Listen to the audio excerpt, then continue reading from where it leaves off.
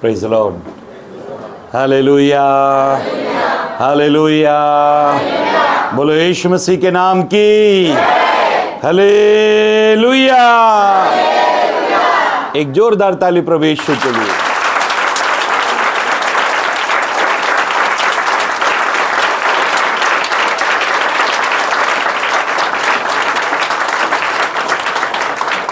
मंजिल तो मिल ही जाएगी, भटकते भटकते ही सही। मंजिल तो मिल ही जाएगी, भटकते भटकते ही सही। गुमराह तो वो लोग हैं जो आज घर से निकले ही नहीं।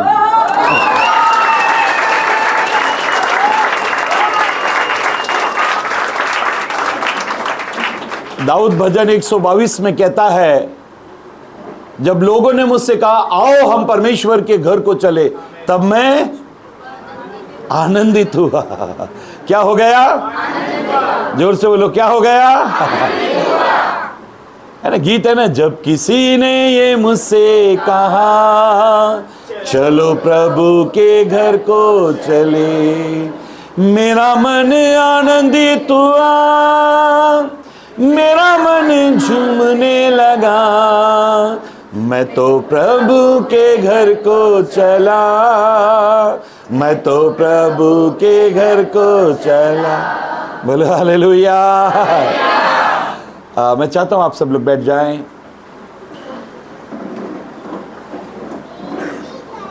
हालेलुया। बोलो यीशु मसीह के नाम की हालेलुया। बीच बीच में आप हालेलुया, प्रेज द लॉर्ड के नारे लगाते रहना, ताकि इससे दो फायदे। पहला, हमारा आत्मिक जीवन बढ़ जाएगा।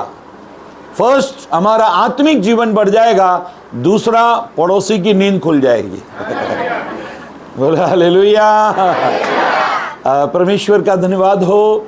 कई साल के बाद में मैं यहाँ पर इस कलीसिया में आया हूँ। प्रभु के अभिषिक्त दास पास्टर सैमुअल, उनकी पत्नी, मैं उनको दिल से धन्यवाद देता हूँ। आप लोगों ने मुझे निमंत्रण दिया ताकि मैं परमेश्वर के वचन की सेवा के लिए इस स्थान पर आऊँ। और मेरा बेटा भी मेरे साथ में है। आज वो पूरा 24 साल का हो गया। आज उसका बर्थडे है। और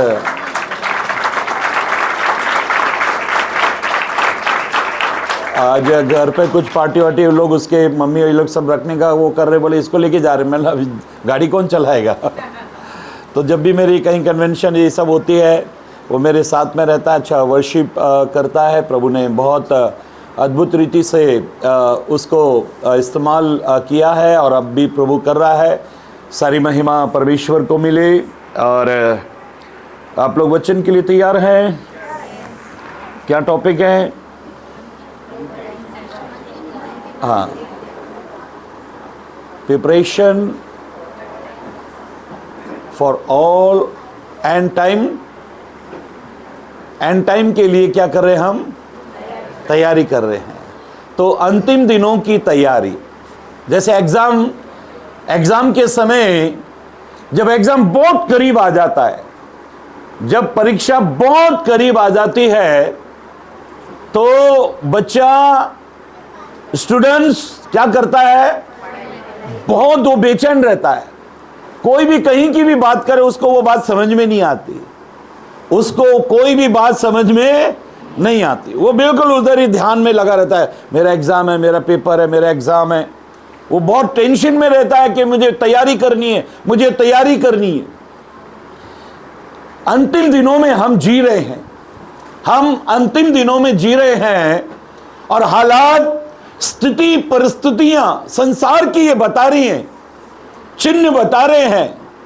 जो साइन हम देख रहे हैं, जो चिन्ह हम देख रहे हैं, उससे मालूम पड़ता है कि हम अंतिम दिनों में जी रहे हैं। और सबसे महत्वपूर्ण चिन्ह क्या है? लोगों का विश्वास ठंडा हो जाएगा। कैसा हो जाएगा?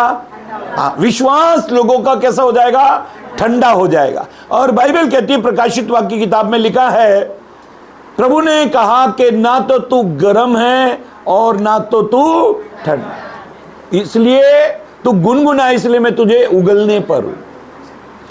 मेरी बहनों, मेरे भाइयों, परमेश्वर के लोगों, अंतिम दिनों की तैयारी, अंतिम दिनों में तैयारी कैसे? जैसे एग्जाम के समय, परीक्षा के समय हम तैयारी करते हैं। एक बच्चा पूरी रीति से वो दिमाग में वो बात रखता है कि मुझे अंतिम दिनों में, अभी थोड़े दिनों में एग्जाम है, मेरे पेपर है। पूरी साल टीचर बच्चों को बोलते एक दूसरे की मदद करो, एक दूसरे की मदद करो, एक दूसरे की मदद करो, लेकिन जिस दिन एग्जाम होता है वो एक दूसरे से लोगों को अलग कर देती है। आजू बाजू में कोई बैठना नहीं, इधर उधर कोई देखना नहीं। जिन लोगों को कुछ नहीं आता, जिन लोगों को कुछ नहीं आता, अगर वो पेपर लेके ऐसा बैठे हैं और कोई उसका पेपर को देख रहा है और टीचर उसको बोल दे, हे राहुल के पेपर को मत देख, राहुल का नकल मारता है, राहुल का नकल। अब राहुल ने कुछ लिखा ही नहीं है, तो राहुल का भी थोड़ा सा कॉलर टाइट हो जाता। अरे मेरा नाम है। एक लड़का पूछ रहा था, एक लड़का कुछ वो एग्जाम के टाइम में कुछ पूछ रहा था। इतने में टीचर ने बोला, ए क्या पूछता है? उसको क्या पूछा उसने? बोला, मैडम ये पूछ रहा था कि जापान की राजधानी क्या है? जापान की राजधानी का नाम बताओ। बोला, तुमने बताया तो नहीं? बोला, नहीं नहीं मैंने नहीं बताया। मैंने उसको बोला अभी टोका तो टोका, बाद में मत टोकियो। मैंने नहीं बताया, पूछ रहा था अभी टोका तो टोका, मैं एग्जाम लिख रहा हूं, अभी टोका तो टोका, बाद में मत टोकियो। और जापान की राजधानी क्या है? टोक्यो। तो बच्चे लोग भी बहुत चालाक है, होशियारी करते, चालाकी करते कि कैसे भी जो है एग्जाम में नकल मार के पास हो जाना। अक्सर लड़के लड़कियों में टॉप में कौन आता है? टॉपर कौन होते हैं? लड़कियां होती हैं। लड़के कभी भी टॉपर में जाने के लिए, हाईएस्ट में जाने के लिए कभी कोशिश नहीं करते। एक लड़की रो रही थी, एग्जाम रिजल्ट आया, रो रही थी। जब वो रो रही थी तो दो लड़के आए, पूछा क्या हो गया, फेल हो गई? बोला नहीं। बोला फिर? बोला 90% आया। मैं सोच रही थी 95 आया, 90% आया इसलिए रो रही हूं।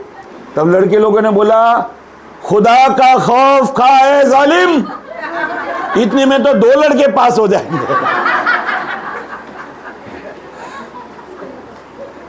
अगर एक दोस्त दूसरे दोस्त को पूछे, एक दोस्त दूसरे दोस्त को पूछे पास हो गया क्या? बोला हाँ पास हो गया, तेरा भाई आज पार्टी देगा। बोला कितना परसेंटेज आया? क्यों? तेरा बहन से शादी कराएगा मेरा? हाँ, परसेंटेज का क्या बोलता है? पास होगा इतना काफी तेरे लिए। कुछ लोग परसेंटेज में नहीं जाना चाहते, कुछ लोग हाई क्लास में नहीं जाना चाहते, पास हो गया बस इतना है। स्वर्ग कैसे मिलेगा? स्वर्ग की तैयारी कैसे करनी पड़ेगी? अंतिम दिनों में जब हम जी रहे हैं, बहुत भयानक स्थिति आने वाली है, और एक भयानक स्थिति में कहीं हम हमारे विश्वास में गिर न पड़े, ठंडे न हो जाएं, कहीं हम कहीं हमको ठोकर ना लगे, और कई लोग विश्वास के जीवन से कहीं मुकर ना जाएं। पवित्र ग्रंथ बाइबल में जो वचन आज मैं पढ़ाने वाला हूं, अभी कार में आते आते भी मैं बार बार उस वचन को पढ़ रहा था, जहां पर प्रेरित पतरस कुछ बहुत गंभीर बातों को आने वाले युग, सेकंड कमिंग के बारे में वो बता रहा था कि जब मसीह का राज आएगा तो क्या होगा और कैसे लोगों को अपनी जिंदगी जीना चाहिए जब सेकंड कमिंग होगा। देखो, दुनिया के सभी, विश्व के सभी लोगों के पास धर्मशास्त्र है, संसार के सभी लोगों के पास धर्मशास्त्र है, और वे अपने अपने ईश्वर की आराधना करते हैं। फिर बाइबल में क्या डिफरेंस है? जानते हो, बाइबल बहुत अद्भुत एक किताब है। जब हम बाइबल को पढ़ते हैं तो बाइबल का परमेश्वर था, है और रहेगा। जितने भी लोग इस दुनिया में आए, जितने भी लोग, बहुत अच्छे अच्छे लोग दुनिया में आए, लेकिन सबकी कब्र है, हर एक की कब्र है, लेकिन यीशु की कब्र है, लेकिन उस पर ऊपर लिखा है वो यहां नहीं है, वो जिंदा हो गया है। फिर यीशु के बारे में लिखा है जहां 2 या 3 उसके नाम में जमा होते हैं, उनके बीच में वो है। और एक दिन प्रत्यक्ष रूप में वो बादलों पर आएगा। जो लोग उस पर विश्वास करते हैं उनको लेने के लिए बादलों पर जब यीशु आएगा, एक बात मैं आपको कहता हूं, जब यीशु बादलों पर आएगा ना, तो वो खुशी का समय नहीं है, वो न्याय का समय होगा। क्योंकि यीशु के सेकंड कमिंग से पहले, यीशु के आगमन से पहले रैप्चर होगा। क्या होगा? रैप्चर होगा। कलीसिया का उठा लिया जाना होगा। और सोचो, जो लोग नहीं उठाए गए, जो लोग जिनका रैप्चर नहीं हुआ, कई सालों से पूरे वर्ल्ड में बड़े बड़े साइंटिस्ट लोग इस बात का रिसर्च कर रहे हैं कि बाइबल में लिखा है 2 लोग काम कर रहे होंगे, एक उठा लिया जाएगा। तो कई लोगों ने पायलट के, ट्रेन, बस ड्राइवरों को जॉब से निकाल दिया। जो लोग मसीह लोग थे ना, उनको निकाला, क्योंकि पायलट अगर वो चला रहा है और अचानक चला गया तो बाकी के लोग क्या होंगे। तो उनको यह विश्वास है, पूरे दुनिया के लोगों को यह विश्वास है कि ऐसा होने वाला है, हमारा यीशु आने वाला है। और जो लोग उसका इंतजार करते हैं, जो लोगों को यह मालूम है कि यीशु आने वाला है, अगर वो यीशु आने वाला है, हर एक का प्रतिफल उसके पास में है। तुमने अपने बदन के द्वारा, अपनी देह के द्वारा, अपने शरीर के द्वारा तुमने क्या किया, कैसा जीवन जिया, सबका बदला प्रभु देने के लिए आ रहा है। जैसे रिजल्ट, एग्जाम होते समय, एग्जाम जैसे कंप्लीट हुआ, परीक्षा जैसे ही समाप्त हुई, सबका पेपर ले लिया। एक लिमिटेड टाइम होता है उसमें, एग्जाम में एक लिमिटेड टाइम होता है। वो टाइम में, उस समय में आपको जो करना है वो करो। Limited time. अभी हमारे पास समय बहुत कम है। प्रेरित पौलुस कहता है, हे भाइयों, समय कम कर दिया गया है, अभी टाइम बहुत कम कर दिया गया है। कभी ये मत बोलना बहुत टाइम है, कभी ये मत बोलना बहुत समय। जानते हो यीशु के आगमन का समय बाइबल में क्यों नहीं लिखा गया? क्योंकि मसीह लोग बहुत शाने चालाक लोग हैं, बोलेंगे अभी बहुत टाइम है, अभी बहुत टाइम है, अभी बहुत टाइम है। बहुत टाइम में बाइबल बार बार कहती है समय बहुत। प्रकाशित वाक्य की किताब में लिखा है, न्यायाधीश द्वार पर खड़ा है। कहां खड़ा है? हाँ, न्यायाधीश जो है वो द्वार पर, दरवाजे पर खड़ा हुआ है। इसलिए मेरी बहनों, मेरे भाइयों, परमेश्वर के लोगों, अपने जीवन को बहुत पवित्रता से जीना चाहिए। यीशु के आगमन की तैयारी बहुत गंभीरता से करनी चाहिए। अगर आप ये सब कुछ कर रहे हैं, अगर आप अपने जीवन को गंभीरता से जी रहे हैं, तो प्रतिफल पाने के लिए सेकंड कमिंग जो न्याय का दिन होगा, वो आपके लिए आशीष का, हर्ष का, आनंद का, खुशी का, शांति का, सुकून का दिन हो जाएगा। जिस दिन रिजल्ट आता है ना, जिस दिन रिजल्ट आता है, उस दिन जो बच्चा घर में है, पूरी साल जिसको किसी ने नहीं पूछा, वो सब फोन करते हैं। और बच्चे को यही होता है, ये मौसी ने कभी ये साल में फोन नहीं किया, पक्का आज में फेल हो गया ना, जरूर इसका फोन आएगा। और जब जब फोन आएंगे, माँ चप्पल मारेगी। जितने फोन आएंगे, पड़ोसी लोग आएंगे, ये आएगा, वो आएगा, वो आएगा, पक्का पिटाई होने वाली है।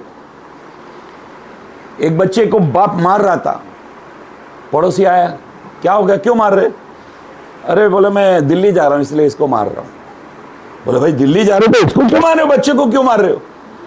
बोले नहीं, इसका परसों पेपर है ना और मैं रहूंगा नहीं, इसका रिजल्ट है परसों, मैं रहूंगा नहीं। बोला कुछ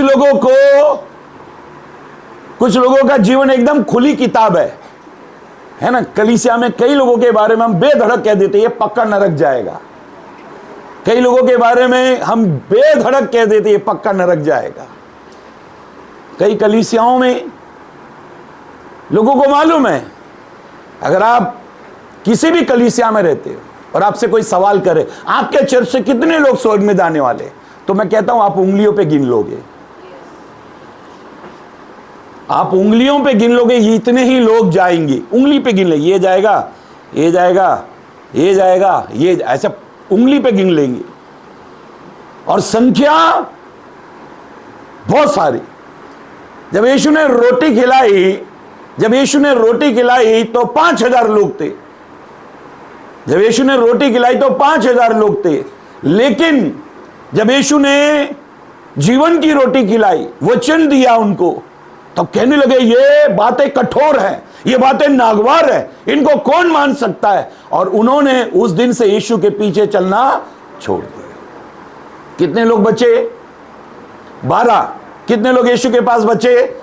12। यीशु ने 12 के पास भी आकर कहा अगर तुम भी जाना चाहते हो तो जाओ, स्वर्ग राज्य पाना चाहते हो तो। कई लोग यीशु के पास रहकर भी अपना जीवन ठीक से नहीं जी पाते। एक व्यक्ति दौड़ते हुए यीशु के पास आया, और आकर कहने लगा स्वर्ग राज का मैं अधिकारी होना चाहता हूं, वारिस बनना चाहता हूं, उसके लिए मैं क्या करूं? यीशु ने कहा व्यवस्था को तू जानता है, व्यवस्था को तो पढ़ता है? बोला हां। उसने व्यवस्था पढ़ के बताई। देखो बाइबल में 10 कमांडमेंट्स में 10 आज्ञा है, लेकिन इसको 2 भाग में बांटा गया है। बाइबल में 10 कमांडमेंट्स को 2 भाग में बांटा गया है। एक ऊपर के 4 आज्ञाएं, ऊपर की 4 आज्ञाएं और 6 आज्ञाएं। पहली 4 आज्ञाएं जो वो मैन टू गॉड है, एक इंसान का परमेश्वर के साथ कैसा रिलेशन होना चाहिए, मैन टू गॉड। और परमेश्वर कहता है कि तू मेरे लिए ऐसा कुछ मूर्ति चित्र वगैरह मत बनाना। परमेश्वर 4 बात में सिखाता है कि एक इंसान को परमेश्वर के साथ कैसा संबंध रखना चाहिए। फिर नीचे 6 आज्ञा है, मैन टू मैन, एक इंसान का दूसरे इंसान के साथ कैसा व्यवहार होना चाहिए, कैसा स्वभाव होना चाहिए, कैसा रिलेशन होना चाहिए, एक इंसान का परमेश्वर के साथ में, एक इंसान के साथ में कैसा रिलेशन होना चाहिए। ये 10 आज्ञाओं में सिखाया गया है। मेरी बहनों, मेरे भाइयों, परमेश्वर के लोगों, पवित्र ग्रंथ बाइबल में जब वो व्यक्ति, मरकुस की किताब 10 अध्याय में हम पढ़ते हैं, जब दौड़ते हुए यीशु के पास आया, तब यीशु ने यीशु के चरणों में गिर पड़ा और कहने लगा स्वर्ग राज का वारिस होने के लिए मैं क्या करूं? यीशु ने कहा व्यवस्था को पढ़ता है। उसने व्यवस्था पढ़ के बताई। बोला मैं इसको लड़कपन से मानता हूं। कई लोग प्रभु में होने के बाद भी स्वर्ग राज से बाहर कर दिए जाएंगे। प्रभु में होने के बाद भी कई लोग स्वर्ग राज से बाहर कर दिए जाएंगे। यह व्यक्ति कहता है मैं ये बातों को जो तू कह रहा है मैं लड़कपन से मानता हूं। यीशु ने उसकी तरफ देखा और उसको प्रेम किया, प्यार किया। फिर यीशु ने कहा तुझ में एक बात की घटी है, लैक ऑफ वन थिंग, तुझ में एक कमी है। कितनी कमी है? जोर से बोलो, कितनी कमी है? ओह, एक कमी है, सिर्फ एक कमी है। फिर भी ये यीशु के पीछे स्वर्ग राज के राज्य में गया नहीं। एक कमी के कारण भी, एक कमी, केवल एक कमी है। तब यीशु ने इसकी तरफ देखा, इसको प्रेम किया और यीशु ने इसको कहा तुझ में एक ही कमी है, बस जा जो कुछ तेरा है उसको बेच दे और कंगालों को बांट दे, मेरे पीछे हो ले, तुझे स्वर्ग में जो तूने किया यहां वो सब मिल जाएगा। ये सुनकर बोलो, ये सुनकर वो व्यक्ति उदास हो गया। और कैसे गया? ऐसे लिखा है, अगर आप बाइबल पढ़ते तो इसने गया। मेरी बहनों, मेरे भाइयों, परमेश्वर के लोगों, ये सुनकर वो उदास हो गया। आज बहुत सारे लोग आज का वचन सुनकर उदास हो जाएंगे। क्या हो जाएंगे? उदास हो जाएंगे। जब भी मैं प्रचार करता हूं तो 3 प्रतिक्रियाएं सामने से मेरे पास आती है, 3 रिजल्ट मेरे प्रचार के आते हैं। जब भी मैं प्रचार करता हूं, बड़े बड़े कन्वेंशन में, पूरे ग्राउंड में भरे हुए, थोड़े लोगों में, 5-6 लोगों में, जब कभी भी मैंने प्रचार किया, 3 प्रकार की प्रतिक्रियाएं, 3 प्रकार का रिजल्ट मेरे सामने आता है। फर्स्ट, पहला, कई लोग क्रोधित हो जाते हैं, और बाइबल में लिखा है जब स्तिफनुस प्रचार कर रहा था तब लोगों ने क्या किया? हाँ, क्रोध में आ गए, उनकी आंखों में गुस्सा आ गया, खून उतर आया, पत्थर ले लिया उन्होंने। हर प्रचारक जो सच्चा प्रचारक है, उसके प्रचार सुनने के बाद, उसका प्रचार सुनने के बाद में कई लोगों को क्या आ जाएगा? गुस्सा आ जाएगा, क्योंकि दबती हुई नस पर हाथ रख दिया, दबती हुई नस पर पैर रख दिया, जहां दुखा था वहीं दुखा दिया बोला। ध्यान से सुनो, बाइबल ये कहती है, परमेश्वर का वचन कहता है, स्तिफनुस प्रचार कर रहा था, लोगों ने पत्थर उठा लिए। पौलुस प्रचार करता है, लोगों ने पत्थर उठा लिए। यीशु बोल रहा था, लोग क्रोध से भर गए। पहली प्रतिक्रिया, लोग क्रोधित हो जाएंगे। दूसरा, लोग शोकित हो जाएंगे। तब लोग कहने लगे ये कह तो सच रहा है, ये बोल तो सच रहा है, लेकिन अगर इसके पीछे चले तो हमको हमारे आराधनालय से निकाल दिया जाएगा। कई लोगों को मालूम था यीशु सच बोल रहा है, कई लोगों को मालूम था पौलुस सच कह रहा है, लेकिन कहने लगे अभी तू जा, अवसर पाकर तुझे फिर बुलाएंगे। जब पौलुस धर्म, विश्वास और न्याय की चर्चा कर रहा था, तब उसको कहा गया अभी तू जा, बाद में अवसर पाकर तुझे। मेरी बहनों, मेरे भाइयों, कई लोग शोकित हो जाते, शोक से भर जाते, लेकिन कोई डिसीजन नहीं लेते, कोई निर्णय नहीं लेते। क्रोधित, शोकित, और कई लोग आनंदित हो जाते हैं, आनंद से भर जाते हैं। अरे आज का प्रचार मेरे लिए था, अरे मेरे जीवन में मैं अभी सुधर जाऊंगा, मैं बदल जाऊंगा, मैं अपने आप को चेंज कर लूंगा, मैं अभी परमेश्वर के वचन के आधार पर चलूंगा। बाइबल कहती है जैसे ही यीशु गूलर के पेड़ के पास आया, उसको कहा जक्कई को, ए जक्कई, झट नीचे उतरा, आज रात में तेरे घर पर ठहरूंगा।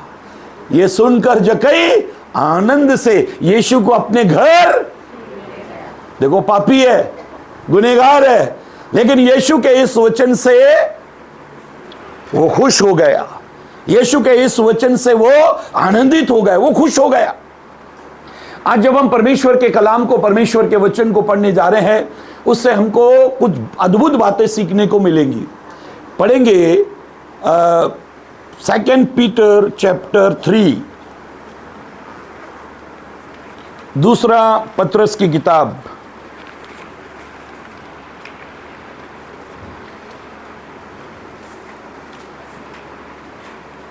दूसरा पत्रस की किताब और 9 से पढ़ेंगे। प्रभु अपनी प्रतिज्ञा के विषय में देर नहीं करता। ऐसे लिखा है, प्रभु अपनी प्रतिज्ञा के विषय में देर नहीं करता। जैसी देर कितने लोग समझते हैं। कई लोग समझते हैं कि प्रभु देर करेगा, अभी बहुत टाइम है, अभी ऐश मौज करो, अभी तो बहुत टाइम है। प्रभु कभी भी जो उसने कहा देर करता नहीं।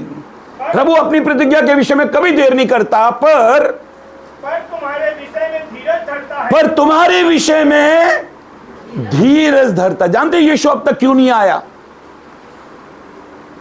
बाइबल में लिखा है जब तक वो पृथ्वी पर सब बातों का सुधार न कर ले तब तक वो नहीं आता। दुल्हन को तैयारी करनी है, दुल्हन को तैयारी करनी है, हर विश्वासी को अपने आप को तैयार करना है। बाइबल में लिखा, अभी हमने पवित्र ग्रंथ बाइबल में पढ़ा, परमेश्वर अपनी प्रतिज्ञा के विषय में देर नहीं करता। जैसे कि कई लोग सोच रहे बहुत अभी टाइम है, अभी टाइम है, अभी मौज मस्ती का जीवन जियो, अभी 50-50 लाइफ जियो, मंडे टू सैटरडे शैतान के, संडे संडे प्रभु के, संडे संडे केवल प्रभु के, मंडे टू सैटरडे ऐश मौज करो, ऐश मौज करो। कई लोग 50-50 लाइफ जी रहे हैं, इधर भी उधर भी। और बाइबल ये कहती है, परमेश्वर का वचन कहता है कई लोग ऐसा सोच रहे हैं, हाँ, और नहीं चाहता हाँ, कि कोई नाश हो। देखो परमेश्वर आपके विषय में धीरज क्यों धरे हुए, क्यों देरी कर रहा है? वो नहीं चाहता कि कोई भी नाश हो जाए। एक टीचर कभी नहीं चाहती कि उसका स्टूडेंट फेल हो जाए, उसको 100% रिजल्ट चाहिए, उसको 100% रिजल्ट चाहिए। प्रभु ने जब आपको इस कलीसिया में मिलाया, बाइबल कहती है उद्धार पाने वालों को प्रभु कलीसिया में मिलाता था। कलीसिया प्रभु का बदन है, शरीर है। और हमारे शरीर का कोई भी हिस्से में अगर चोट लगती है पूरा बदन रोता है, पूरे शरीर को दर्द पहुंचता है। ये मेरा अंगूठा है, इस अंगूठे को अगर आप चिमटी लोगे पूरे शरीर को दर्द होगा, इसको आग लगाओगे पूरे शरीर को दर्द होगा, इसको काटोगे खून निकलेगा पूरे शरीर को दर्द होगा, इसको जलाओगे पूरे शरीर को दर्द होगा। जिस दिन ये अंगूठा ये मेरे हाथ से कट के नीचे गिर गया, फिर आप इसके साथ कुछ भी करो, मेरे शरीर को दर्द होने वाला नहीं। जब तक आप प्रभु से जुड़े हुए हो ना, जब तक आप कलीसिया में आ रहे हो, जब तक आप प्रभु के बदन में हो, प्रभु को दर्द होगा। वो आपको संवारने के लिए, सुधारने के लिए, इलाज करने के लिए, आपके जीवन को बदलने के लिए वो कोशिश पर कोशिश करेगा। जब तक आप प्रभु से मिले हुए, प्रभु से जुड़े हुए, कलीसिया का अंग बने हुए हो, प्रभु आपको ठीक करने के लिए कुछ भी करेगा। बाइबल कहती है तू मेरी दृष्टि में अनमोल है। प्रभु कहता है आप बहुत कीमती हो, आप बहुत अनमोल हो। इसलिए मेरी बहनों, मेरे भाइयों, परमेश्वर के लोगों, पवित्र ग्रंथ बाइबल में लिखा है कि परमेश्वर नहीं चाहता कि कोई भी नाश हो। हाँ, आगे पढ़ेंगे। वरन ये कि सबको मन फिराव का अवसर मिले। सबको क्या मिले? मन फिराव का अवसर मिले। प्रभु चाहता है कि सबको मन फिराने का टाइम मिले, अवसर मिले, मौका मिले। सबको परमेश्वर मौका देता। जब उड़ाऊ पुत्र वापस आया, प्रोडिगल सन जब वापस आया, उसके हालात, उसकी स्थिति देखकर उसके बाप ने उसको गले से लगाया, उसको चूमा और कहा झट इसके कपड़े चेंज करो, इसको अंगूठी पहनाओ, इसको जूते पहनाओ और एक बड़ी दावत का इंतजार। मेरा बेटा गुम गया था, मिल गया, मेरा बेटा मर गया था, फिर से जिंदा हो गया। हाँ, आगे पढ़ेंगे। परंतु प्रभु का दिन चोर की नाई आ जाएगा। कैसे आएगा प्रभु का दिन? जब यीशु से कुछ लोगों ने पूछा कि परमेश्वर का राज कब आएगा, सेकंड कमिंग, दूसरा आगमन कब होगा, तब यीशु ने क्या कहा? कोई डेट बताई नहीं। उसने कहा ना तो स्वर्गदूतों को मालूम, ना तो मुझे मालूम, केवल पिता को मालूम है। अगर इंगेजमेंट हो गई और सालियां अपने जीजा को पूछती हैं, जीजा जी कब घोड़ा लेकर आओगे, कब बारात लेकर आओगे, बताओ ना, तो लड़का क्या बोलता है? पप्पा को मालूम।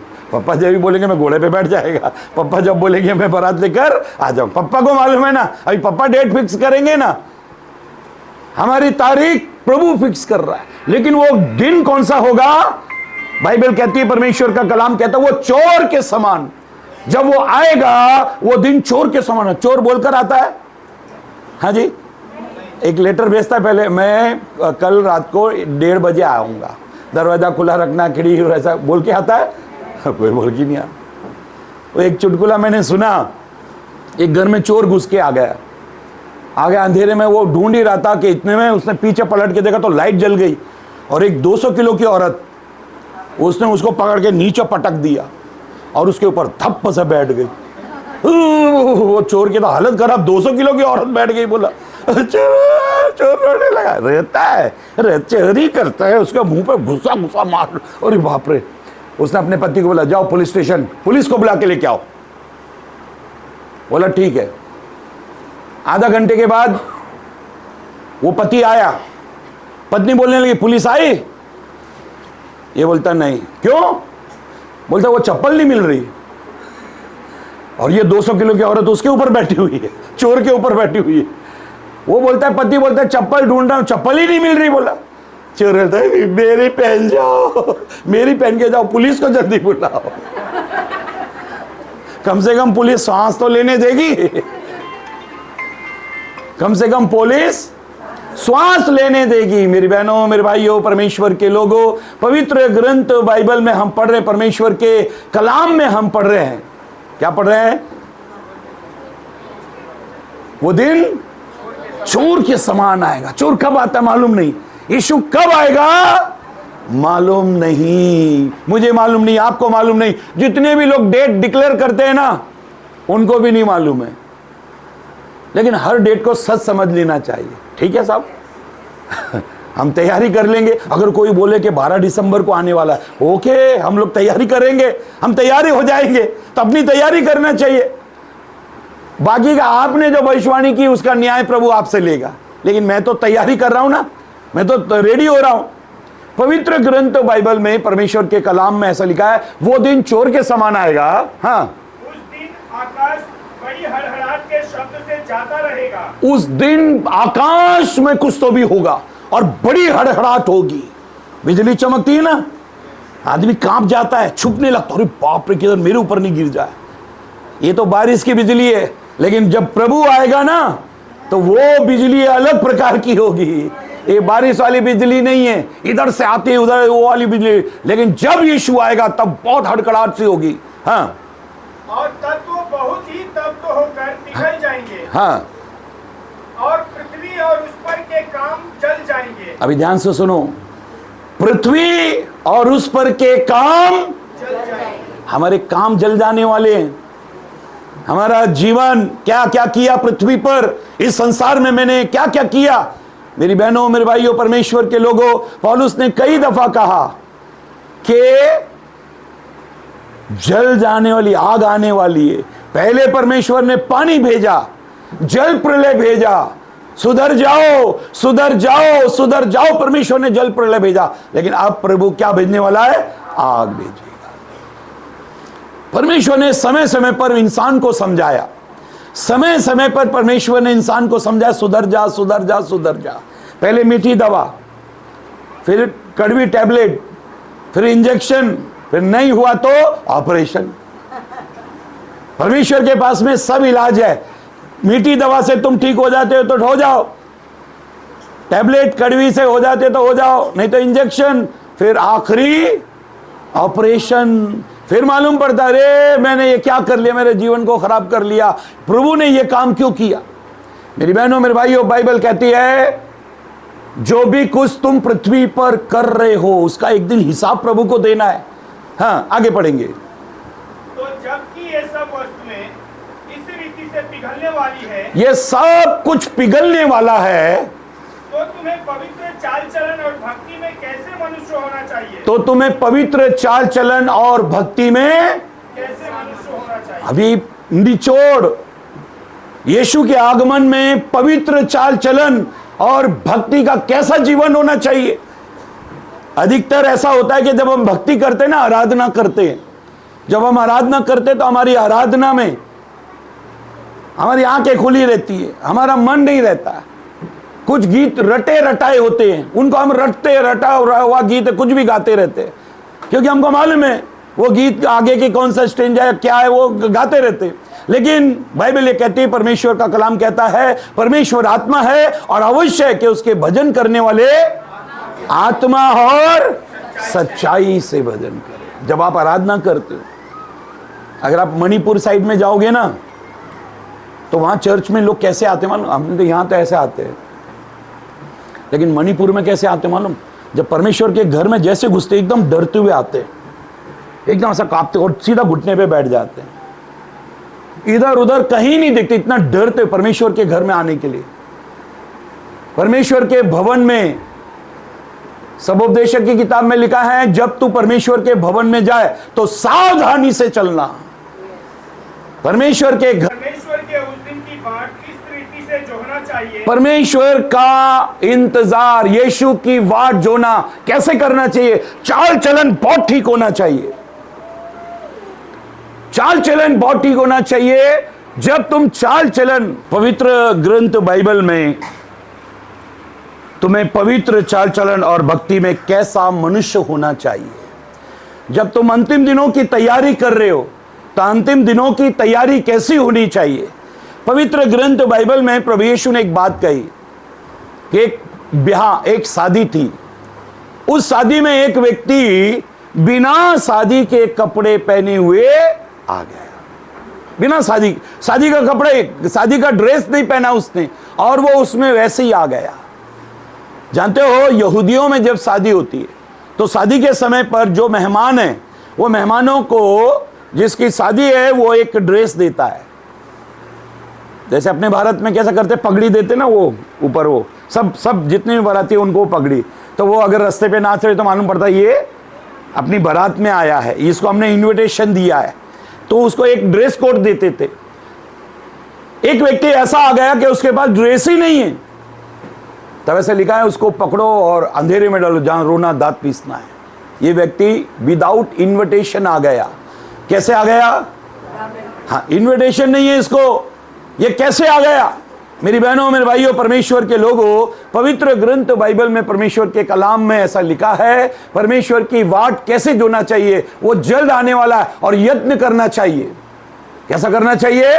अभी परमेश्वर के राज्य में पहुंचने के लिए हमको इस पृथ्वी पर कैसा जीवन जीना चाहिए। हमारी एक बुलाहट है, हमारी एक कॉलिंग है, हमारी एक बुलाहट है और उस बुलाहट में हमको बने रहना है। एक पद पढ़ लो तो आपको समझ में आ जाएगा। 1 थिस्सलुनीकियों चैप्टर 4 वर्स 3, पहला थिस्सलुनीकी पत्री 4 अध्याय पद 3। क्योंकि परमेश्वर की इच्छा ये है, परमेश्वर की इच्छा ये है कि तुम पवित्र बनो। परमेश्वर की इच्छा क्या है? पवित्र बनो। सब लोग बोलो, परमेश्वर की इच्छा क्या है? हाँ, परमेश्वर की इच्छा यह है कि आप सभी लोग पवित्र बनो। बाइबल कहती है, परमेश्वर का कलाम कहता है, जल प्रलय भेजने से पहले परमेश्वर ने जब पृथ्वी पर देखा तो क्या देखा? पृथ्वी बिगड़ गई, मनुष्य बिगड़ गया और मनुष्य के मन में जो कुछ उत्पन्न हो रहा है वो बुरा ही बुरा हो रहा है। पृथ्वी बिगड़ गई, मनुष्य बिगड़ गया, मनुष्य के मन में जो कुछ भी हो रहा है वो बुरा ही बुरा हो रहा है। परमेश्वर आपको देखता है, ये पृथ्वी आपको रहने के लिए दी, इस पृथ्वी पर चाल चलन कैसा होना चाहिए, जीवन कैसा होना चाहिए। देखो, जब आदम को खुदा ने इस पृथ्वी पर अदन के बगीचे में रखा तो उसको एक आज्ञा दी, केवल एक आज्ञा। उसको कहा अदन के वाटिका में, बगीचे में जितने भी पेड़ हैं और उनके फल है तो उनको बेखटके खा सकता है, मुझसे पूछने की जरूरत नहीं, ये सब फल तेरे लिए, लेकिन एक पेड़ है जिसके फल को तू कभी मत खाना, जिस दिन तू खाएगा उसी दिन तू मरेगा। अब इंसान का वो आदत उल्टा है, जो मना किया है ना वो वही काम करता है। जहां लिखा रहता है नो पार्किंग, जहां लिखा रहता है यहां थूकना मना है, वहां सब प्रकार के थूक मिलेंगे, गुटखे का थूक, पान का थूक, बलगम का थूक, सब प्रकार के थूक मिलेंगे। जहां मना होता है, जहां लिखा होता है कि ये मत करना, आदमी वही करता है। एक शराबी, एक पास्टर साहब प्रचार कर रहे बाइबल से, एक शराबी आ गया चर्च में बोतल लेकर और बोलने लगा, पास्टर साहब एक सवाल का जवाब दो। पास्टर बोलने लगा, क्या है? बोले एक सवाल का जवाब दो, बाइबल खोलो और बताओ शराब पीना चाहिए या नहीं। पास्टर से पूछने लगे, पास्टर ने बोला, बाइबल खोलने का क्या जरूरत है, तेरी शराब की बोतल पे लिखा है। बाइबल खोलने की जरूरत है क्या? नहीं। गुटखा खाना चाहिए कि नहीं? ये गुटखे के पैकेट पे सिगरेट पीना चाहिए कि नहीं? ये सिगरेट के पैकेट पे cigarette smoking injurious to health, cigarette पीना स्वास्थ्य के लिए, ये उस पर लिखा है। मेरी बहनों मेरे भाइयों परमेश्वर के लोगों, कैसा जीवन जीना चाहिए? एक आज्ञा, केवल एक आज्ञा दी, आदम को एक आज्ञा दी, एक आज्ञा दी और वो भी उससे एक आज्ञा तोड़ने के बाद में आज हमारे पास कितनी आज्ञा आ गई? ढेरों सारी। ये मत करो, वो मत करो, इसको मत चुना, उधर मत जाना, ये मत कर, बहुत सारी आज्ञा क्यों आ गई? पापा जीवन में आ गया, एक बार पकड़े गए, एक बार कोई पुलिस की लिस्ट में आ जाए, जो भी प्रोग्राम होता है, कुछ भी कार्यक्रम है, सबसे पहले पुलिस उसको उठा लेते, चल भाई मैंने क्या किया साहब? कुछ नहीं किया, लेकिन कर सकता है तू। इसलिए पहले तू अंदर चल। बोला क्या ये 11 दिन मेरे को अंदर रखेंगे? बोला हाँ रहना पड़ेगा। बोला जो हमारी ब्लैक लिस्ट में आ जाते हैं ना, उन लोग को हम लोग उठा लेते हैं। जब भी कोई नेता ऐसा ऐसा कोई आता है, कोई धार्मिक कार्यक्रम होता है, कोई वो होता है, तब सबसे पहले उन लोगों को, ये आदमी किधर है उसको उठाओ, सब लोगों को उठाकर चलो ससुराल में। बोला सबको ससुराल ले जाते। बोला फिर कब है? ससुराल में तुम्हारी दावत पानी होगी, फिर एक दिन तुमको छोड़ दिया जाएगा। उन लोग उनके लिस्ट में मेरी बहनों, मेरे भाइयों, परमेश्वर के लोगों, जब आदम ने और हवा ने फल खाया जो परमेश्वर ने मना किया, अगर ये वहीं के वहीं आदम और हवा, अगर जब परमेश्वर ने आवाज लगाई, आदम आदम तू, तो आदम को क्या करना चाहिए था? प्रभु के चरणों में आके माफी मांगना चाहिए था। प्रभु सॉरी, मुझसे गलती हो गई। अच्छा मुझे बताओ, प्रभु माफ करता कि नहीं? करता है, क्योंकि वो मुझसे और आपसे कहता है 7 के 70 गुने अपने भाई को माफ कर। दिन में 490 बार अपने भाई को माफ करना चाहिए। ये बाइबल में यीशु का हुक्म है। अगर हमारे घर में कोई गलती करता है, दिन में 490 बार, 7 को 70 गुना 490 बार अगर हमारे घर में कोई गलती करता है, कितने बार माफ करना चाहिए? 490 बार माफ कर देना चाहिए, क्योंकि यीशु का ये हुक्म है।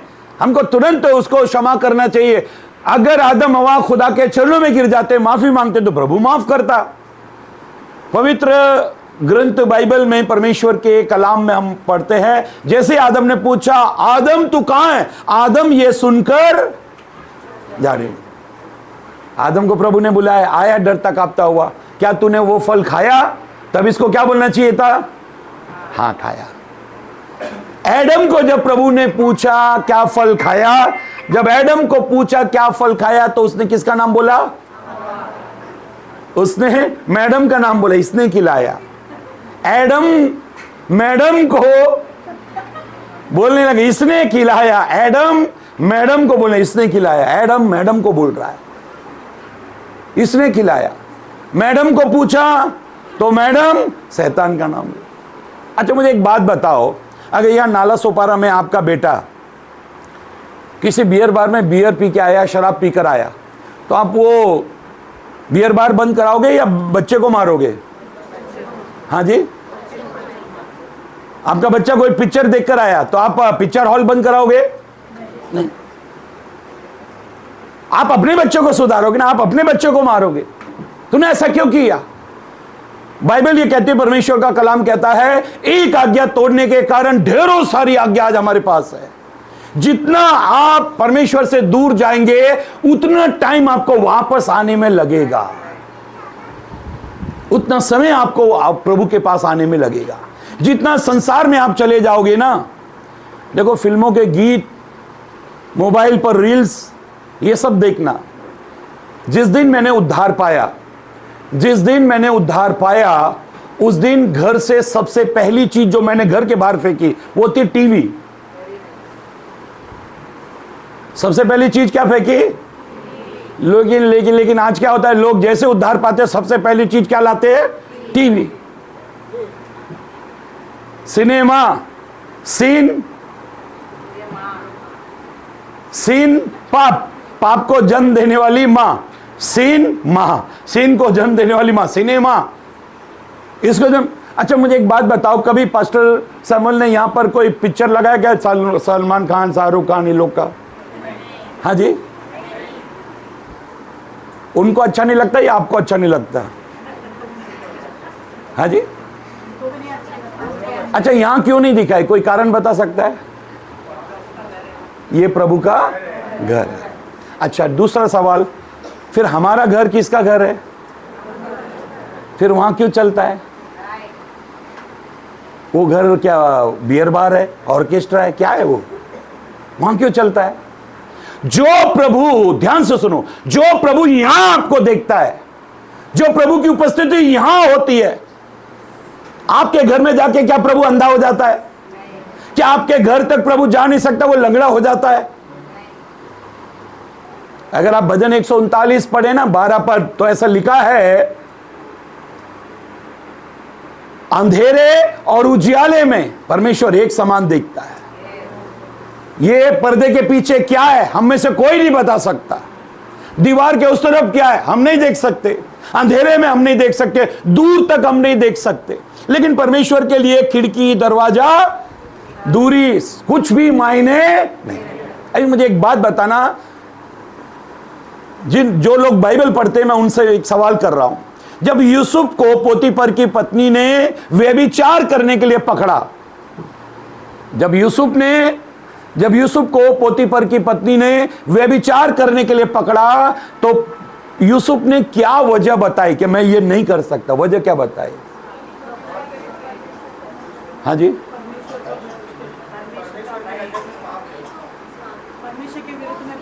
ओके। उसने ऐसे बोला ये दरवाजा खुला हुआ है, नहीं तो वो बंद करा देते। उसने ऐसा बोला कि खिड़की खुली हुई है, लाइट जली हुई है, ऐसा बोला? नौकर घर में है, ऐसा बोला? नहीं। देखो यूसुफ क्या कर रहा है, अगर मैंने ये काम किया तो परमेश्वर की दृष्टि में मैं पापी हूं। अगर मैंने ये काम किया, जितनी भी जवान बेटियां हैं, बेटे हैं, जो भी यंग लोग हैं, तरुण लोग हैं, जितने भी जवान लोग हैं, आपके मां बाप आप पर बहुत विश्वास करते हैं, तब आपको घर से जाने की इजाजत देते हैं। जब आप घर से निकलते हो, जितने भी जवान लोग यहां पर बैठे, जब भी आप घर से निकलते हो, कभी यह मत सोचना यहां तो बाप नहीं आ सकते, यहां तो मां नहीं आ सकती, यह समय तो मेरा बाप ऑफिस में, यह समय तो मेरी मां घर पर है, वीडियो कॉल करके देख लेते हैं, ये तो घर पर है। अगर वो घर से निकले भी तो हम इतनी दूर हैं, 2 घंटा लगेगा आने के लिए, ये 2 घंटे में हमारा सब हो जाएगा। कभी ये मत सोचना। एक लड़की अपने बाप को बोलती है, जब उसके बाप ने एक लड़के के साथ पकड़ लिया तो वो बोलती है मेरा इसके साथ सच्चा प्यार है, प्रभु ने ये लड़का मुझे बताया, मेरा इसके साथ सच्चा प्यार है, प्रभु की उपस्थिति में हम दोनों एक दूसरे को प्यार करते हैं, मेरे इसके साथ सच्चा प्यार है। बाप ने बोला कब से है? बोले 1 साल से। बाप ने बोला जब तू इससे मिलने जाती, अगर ये सच्चा प्यार होता तो तू मुझे बोल कर जाती, अगर ये प्रभु की ओर से होता तो तू मुझे बोल कर जाती। 1 साल तक तू झूठ बोलती रही, और बाइबल कहती है सब झूठों का भाग नरक है, सब झूठे लोग नरक में जाएंगे। तो ये सच्चा प्यार कैसे हो गया? ये प्यार सच्चा कैसे हो गया? जब खुदा आप पर विश्वास करता है तभी वो आपको आजादी देता है। विश्वास में आजादी है, स्वतंत्रता है। अगर यहां पत्नियां बैठी हैं और पति बैठे हैं तो मैं एक बात उनको कहना चाहता हूं, एक पत्नी को और एक पति को बाइबल में लिखा है तुम्हारा बिछौना निष्कलंक हो, और तुम एक दूसरे के साथ विश्वासघात कभी मत करना, कभी भी विश्वासघात मत करना। अक्सर मोबाइल पर जब आप अपनी तस्वीर डालती हो या डालते हो तो कई लोग लाइक करते हैं, कई लोग कमेंट्स करते हैं, कई लोग बोलते हैं ब्यूटीफुल है, कई लोग बोलते हैं बहुत लाइक है, बहुत क्यूट है, ये है वो है, बहुत कुछ करते हैं। मस्त मजा आता है। एक पराया मर्द आपको कह रहा है बहुत सुंदर हो आप, तो आपका कमेंट्स क्या होना चाहिए? उसको आपका सजना सवरना, अगर उसके प्रति कोई दूसरा व्यक्ति आपकी तारीफ कर रहा है, आपको ऐसा जवाब देना चाहिए वो फिर कभी भी कोई ऐसी तारीफ ना करे। लेकिन अक्सर हम ये चाहते कि हमारी कोई तारीफ करे। ये तारीफ से सिलसिला शुरू होता है, आप बहुत अच्छी लगती हो, आप बहुत अच्छे लगते हो, यहीं से ये सिलसिला शुरू हो जाता है। बाइबल कहती है यूसुफ से पोतीफर की पत्नी रोज बात करती थी, लेकिन यूसुफ उसको रोज नहीं, ये वर्ड उसको बोल, नो मैं सिर्फ इस घर का अधिकारी हूं, तेरा नहीं, तुझे छोड़, तेरे पति ने मुझे सब दिया है लेकिन तुझे नहीं, तो किसी और की अमानत है।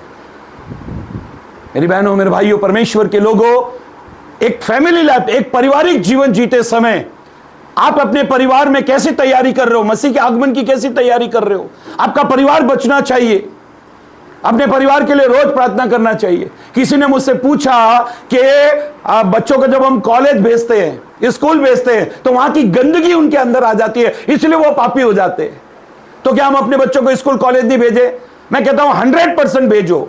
आप अपने बच्चों को स्कूल कॉलेज भेजो, और वहां की गंदगी, वहां का फैशन, फटी हुई जीन्स, ये वो सब कुछ वो देख कर आएंगे, दिमाग में लेकर आएंगे, मन में लेकर आएंगे।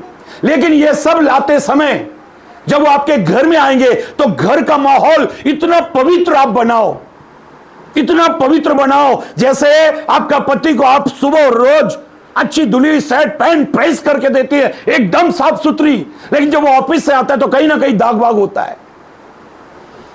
तो आप क्या करते हो? वो कपड़ा फेंक देते हो? नहीं, उसको तुरंत वॉशिंग पाउडर में डालते हो। सर्फ एक्सेल है तो दाग अच्छे हैं, आपको मालूम रहता है। सर्फ एक्सेल है ना हमारे पास में, उसी प्रकार से आपके घर का माहौल बहुत पवित्र होना चाहिए। अगर आप प्रेरितों के काम 10 अध्याय पढ़े तो ऐसा लिखा है वहां कुरनेलुस का परिवार, कुरनेलुस के परिवार में स्वर्गदूत आते थे। कौन आते थे? स्वर्गदूत आते थे। हमारे घर में कुरनेलुस के घर में दूत आते थे, हमारे घर में भूत आते। किसी ने मुझसे कहा, पालक साहेब आमच्या घरात आहे ना ते घुंगरू से आवाज येते, छम छम छम, रात्रीच्या वेळी छम छम छम असा आवाज येते। बोला हमारे घर में घुंगरू की आवाज आती है पास्टर साहब। बोला, मैंने पूछा क्या आप रात में जब सोते हो तो क्या करते समय सोते? बोला बस वो टीवी देखते हुए क्राइम पेट्रोल वो आएगी, आहट, सावधान इंडिया, ये देखते देखते हम लोग सो जाते। अब मुझे बताओ, भूत नहीं आएगा तो क्या दूत आएंगे? कुरनेलुस के परिवार में स्वर्गदूत आते थे।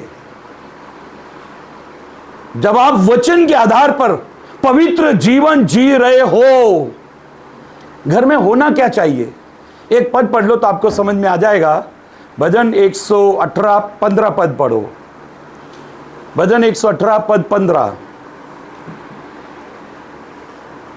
धर्मियों के तंबुओं में, किसके तंबू में? हाँ, ध्यान से सुनो, बाइबल कहती है धर्मी के घर में, तंबू मतलब घर, धर्मी के घर में जय जयकार और उद्धार की ध्वनि, उद्धार की ध्वनि, उद्धार की आवाज। हमारा छुटकारा हो गया है, हम पाप से बच निकले, यीशु ने अपने लहू से हमको उद्धार दिया है। जय जयकार जय जयकार जय जयकार, ये गाना हमारे घर में चलने चाहिए। धर्मी के घर में जय जयकार, यीशु तेरी जय हो, यीशु तेरी जय हो, यीशु तेरी जय जयकार, हो जय जयकार जय। ये धर्मी के तंबू में होना चाहिए, धर्मी के घर में होना चाहिए। धर्मी के तंबू में सदा जय जयकार और उद्धार की ध्वनि सुनाई देती है। हाँ, आगे। परमेश्वर के हाथ से, परमेश्वर अपने दाहिने हाथ से उस घर में पराक्रम के काम करता है। आपके घर में प्रभु काम करना चाहता है, लेकिन सबसे पहले एक आवाज आपके घर से आनी चाहिए, जय जयकार जय जयकार जय जयकार। हमेशा स्तुति आराधना से भरा हुआ घर होना चाहिए। और पति आंख और हाथ के समान है। जब आंख रोती है, हाथ को दर्द होता है तो आंख रोती है, और जब आंख रोती है तो हाथ पहुंचता है। ये दोनों एक दूसरे से जुड़े हुए हैं, ये दोनों एक दूसरे के अंग है। हमारे भारत में संस्कृत भाषा में एक स्त्री को अर्धांगिनी कहा जाता है। अर्धांगिनी का मतलब क्या है? शरीर का वो आधा हिस्सा है, वो आपका शरीर का आधा हिस्सा है। जहां कहीं भी जाते हो पत्नी को साथ लेकर जाया करो। पतरस कहता है, प्रेरित पतरस कहता है कि सिर्फ प्रार्थना के लिए पर्सनल प्रेयर है कि तब थोड़ा सा अलग हो जाओ, नहीं तो हमेशा पत्नी को साथ में रखो, हमेशा साथ में रखो। पवित्र ग्रंथ बाइबल में कहा तुम्हारा चाल चलन कैसा होना चाहिए, तुम्हारा जीवन कैसा होना चाहिए, तुम कैसी जिंदगी जी रहे हो, तुम्हारा जीवन कैसा होना चाहिए, तुम्हारा चाल चलन कैसा होना चाहिए, तुम आगमन की तैयारी कर रहे हो कि नहीं, तुम्हारा घर कैसा होना चाहिए। जानते हो बाइबल में लिखा है कि न्याय घर से शुरू होगा। न्याय कहां से शुरू होगा? घर से शुरू होगा। और बाइबल में लिखा है अधर्मी नहीं, धर्मी ज्यादा पिटेंगे, धर्मी को बहुत मार पड़ेगी। अगर उसको मालूम है, धर्मी को अगर मालूम है कि ये वचन के अनुसार ऐसी जिंदगी जीना चाहिए, ऐसा ऐसा करना चाहिए, अगर उसको मालूम है तो अगर फिर भी वो नहीं ऐसा करता तो ऐसा लिखा है उसको बहुत मार पड़ेगी। अगर हमको बहुत मार पड़ने वाली है, पवित्र ग्रंथ बाइबल में, परमेश्वर के कलाम में, जब हम अंतिम दिनों की तैयारी कर रहे हैं, यीशु के आगमन की अगर हम तैयारी कर रहे हैं, तो मेरी बहनों मेरे भाइयों परमेश्वर के लोगों, वो तैयारी कैसी होनी चाहिए? एक पद को पढ़ेंगे, भजन संहिता 29 वर्स 2। Psalms chapter 29 verse 2। यहोवा के नाम की महिमा करो, हाँ, यहोवा के नाम की महिमा करो, पवित्रता से शोभायमान होकर यहोवा को दंडवत करो। पवित्रता से शोभायमान हो जाओ। जब आप चर्च आते हो, जब आप प्रार्थना में आते हो, जब आप प्रभु की उपस्थिति में आते हो, तो बाइबल कहती है पवित्रता से शोभायमान हो, मतलब पवित्रता से अपने आप को सजा। पवित्रता की खुशबू खुदा को आनी चाहिए। जब जल प्रलय के बाद में नूह उस कश्ती से, उस जहाज से निकला, तो उसने पवित्र शुद्ध पशुओं का बलिदान खुदा को दिया, और तब खुदा ने कहा अब से मैं पृथ्वी पर जल प्रलय नहीं। शुद्ध बलिदान, पवित्रता से शोभायमान होकर अपने परमेश्वर यहोवा को दंडवत कर। जब तुम दंडवत करते हो, आराधना करते हो, तो सबसे पहले अपने जीवन में क्या आना चाहिए? पवित्रता। पवित्रता की आवाज खुदा को सुनाई देती है, पवित्रता की आराधना, पवित्रता की प्रार्थना प्रभु को सुनाई देती है। जब आप पवित्र हो, देखो मुझे दो लोग बाइबल में मुझे दो लोग बहुत पसंद है। पवित्र ग्रंथ बाइबल में मुझे दो लोग बहुत पसंद। परमेश्वर को छोड़कर बाइबल में अगर किसी व्यक्ति, इंसान के बारे में, तो मुझे दो लोग बहुत पसंद है। पुराने नियम में यूसुफ ने कितनी शादी की? एक। कोई पाप किया? नहीं। कोई वजह बताई? नहीं। ऐसा हुआ है, इस कारण था, ऐसा हुआ है, ये हुआ, मैं तो गुलाम था, पोतीफर की पत्नी तो मेरी मालकिन थी, उसने मुझे पकड़ लिया, मैं क्या करता, मैं तो गुलाम हूं, मैं क्या करूं? कोई वजह नहीं। मैं भ्रम में आ गया, मैं ऐसी स्थिति में आ गया, कोई वजह नहीं। उसकी पत्नी ने बोला, देख अगर वे विचार मेरे साथ नहीं करेगा तो तुझे जेल में बंद करवा दूंगी। उसने बोला चलेगा। निर्दोष होते हुए भी वो जेल में रहा, लेकिन अपनी पवित्रता को बेचा नहीं। जितनी भी लेडीज बहनें, जितनी भी बहनें बैठी हैं यहां पर, कोई भी जेंट्स कभी भी आपको टच नहीं करना चाहिए, आपको छूना नहीं चाहिए। इसकी इजाजत कभी भी किसी को मत देना। तुम परमेश्वर का मंदिर हो। जितनी भी बहनें यहां पर बैठी हैं, कभी भी कोई जेंट्स आपका फ्रेंड हो, कोई भी हो, उसको दूर से बात करना, क्योंकि मैं मेरे परमेश्वर का मंदिर हूं। मैं मेरे परमेश्वर का, यीशु ने मेरे लिए अपना लहू बहाया है, कोई टच नहीं कर सकता है। अपने पति को छोड़ किसी को टच मत करने दो, वो कोई भी रिलेशन में हो, बोला दूर से बात करो। उनको अपने आप को छूने मत दो। जो कोई इस मंदिर को नाश करेगा, प्रभु कहता है मैं उसको नाश करूं। जितने भी पाप है वो देह के बाहर से होते हैं। एक ही पाप है जो व्यभिचार, जिसको बाइबल में जब भी पापों की लिस्ट लाई ना, तो पाप को सबसे ऊपर रखा है। इसलिए अंतिम दिनों में एक व्यक्ति कैसा होना चाहिए, एक कलीसिया कैसे तैयार होनी चाहिए, एक परिवार कैसे बचाना जाना चाहिए, चाल चलन, चरित्रता, यह बहुत प्रमुख है। कई लोग कहते हैं कि रेवलेशन मुझे समझ में नहीं आता, प्रकाशित वाक्य समझ में नहीं आती। कोई बात नहीं आती, कोई बात नहीं। कल होते वो यीशु का आगमन कैसे होगा, पहले रैप्चर होगा कि ये होगा कि वो होगा, कुछ समझ में नहीं आता, तो मैं कैसे उठा लिया जाऊंगा? कोई बात नहीं, आपको समझ में नहीं आता। आपको एक ही काम करना है, केवल पवित्र बनना है। अगर रेलवे में कोई व्यक्ति गवर्नमेंट सर्वेंट है, रेलवे में जॉब करता है, और वो अनपढ़ है, तो उसको पैसा कैसे मिलेगा? रेलवे रिटायरमेंट पे कितना देगी, प्रोविडेंट फंड कितना देगी, ये कितना देगी, वो कितना देगी, ऐसा कैसे होगा, ये होगा। अगर वो ये अनपढ़ है, ये सोच रहा है कि मुझे कैसे मिलेगा, तो वो खुद अनपढ़ है, गवर्नमेंट थोड़ी अनपढ़ है। गवर्नमेंट तो बराबर देगी ना। वो अनपढ़ है, गवर्नमेंट नहीं अनपढ़। आपको नहीं समझ में आया प्रकाश, नो प्रॉब्लम, केवल पवित्र बने रहो, केवल पवित्र बने रहो, केवल पवित्र बने। जब आप पवित्र बने रहते हो ना, आपके लिए प्रभु सब इंतजाम करेगा। एक घटना मैं आपको बताता हूं बाइबल की, पढ़ो दूसरा राजा 4 अध्याय, दूसरा राजा 4 अध्याय 8 और 9 पद पढ़ो। फिर एक दिन की बात है, एक दिन की बात है कि एलीशा सुनेम को गया, एलीशा सुनेम नगर को गया, जहाँ एक कुलीन स्त्री थी, हाँ, जहां पर एक धनवान स्त्री थी, और उसने उसे रोटी खाने के लिए विनती करके विवश किया, हाँ, उसने उसको खाना खाने के लिए विवश किया, और जब जब वो उधर से जाता, जब जब एलीशा उस सुनेम से जाता, तब तब वो वहाँ रोटी खाने को उतरता, तब तब वो वहां खाना खाने को उस स्त्री के घर में उतरता। और उस स्त्री ने अपने पति से कहा, एक बार ये स्त्री ने अपने पति को बुलाया और उससे कहा, सुन, ये जो बार बार हमारे यहाँ से होकर जाया करता है, कितनी बार आता है? जोर से बोलो, कितनी बार आता है? कौन आता है? एलीशा। ये जो बार बार हमारे घर आता है, वह मुझे परमेश्वर का कोई पवित्र पवित्र भक्त जान पड़ता है। वो कहती है ये जो बार बार हमारे यहां आता है ना, इसने उसको नोटिस किया। बार बार, एक दो बार आया तो पवित्र कोई भी दिखा सकता है अपने आप को, लेकिन बार बार पवित्र, बार बार चाल चलन उसका बहुत ठीक है।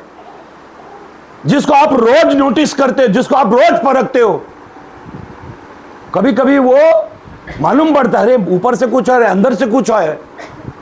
लेकिन बाइबल कहती है एलीशा को इस स्त्री ने बार बार परखा। खाना खाते समय, उठते बैठते समय, बातचीत करते समय, जब ये उसको मिलने जाती थी, तब सब बातों में इसने क्या किया? एलीशा को परखा।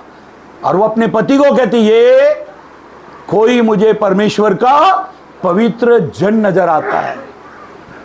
जब आप पवित्र जीवन जीते हो ना, तो आपको संसार में किसी चीज की कमी नहीं। हाँ, उसके आगे पढ़ो। तो हम पीठ पर एक छोटी उपरोटी कोठरी बनाए। अब वो अपने पति को कहती है, ये जो बहुत पवित्र आदमी है ना, इसके लिए हम ऊपर घर बनाएं। हाँ, और उसमें उसके लिए एक खाट, एक मेज, एक कुर्सी और एक दीवार रखे। देखो सारा इंतजाम कौन कर रहा है? घर से लेकर फर्नीचर तक का इंतजाम कौन कर रहा है? ये स्त्री, इसका परिवार क्यों कर रहा है? पवित्र है, भक्त तो सभी है, लेकिन बगला भगत है। बगला भगत मालूम है आपको किसको बोलते हैं? एक बगला एक नदी के पास में जाकर मछली खाता था, तो मछलियों को मालूम पड़ गया कि ये बगला आता है और हमको खाता है। तो बगले ने दिमाग लगाया, अभी भक्ति चालू करो, भक्ति से अपन मछली खा सकते हैं। तो वो एक पैर, बगले के दो पैर रहते, एक पैर ऐसा करके, पंख ऐसा करके खड़ा हो गया। सब मछलियां देखने लगे, अरे लगता है ये तो भगत बन गया। ये तो धर्मी है, ये तो भक्त है।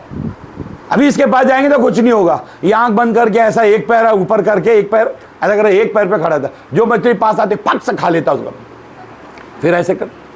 तो उसको बोलते बगला भगत। जब ऐसे काम नहीं चले तो भक्ति के साथ में। लेकिन बाइबल ये कहती है एलीशा इतना पवित्र था, बार बार उसको नोटिस किया गया, बार बार उसको देखा गया, और बार बार देखने के बाद में रिजल्ट क्या आया? ये सच में पवित्र है, ये सच में पवित्र है। किसी को एक दो बार मिलो तो मालूम पड़ता है बहुत अच्छा है। एक घर बहुत पवित्र था, बहुत अच्छा था, बहुत अच्छा परिवार है। एक दिन पास्टर घर पर गए और बोलने लगे, आपका परिवार मुझे बहुत अच्छा लगता है, आप लोग बहुत पवित्र लोग हो, चर्च में जो आराधना करते ना आप लोग बहुत अच्छा लगता है। फिर उनका बच्चा खेल रहा था, उसको बोला बेटा इधर आओ, एक गाना सुनाओ। बोला, तो वो गाना गाने लगा, कबूतर जा जा जा कबूतर। है पास्टर बोले कबूतर जा। ये बच्चे को बोला किधर सीखा? बोला घर में टीवी पर।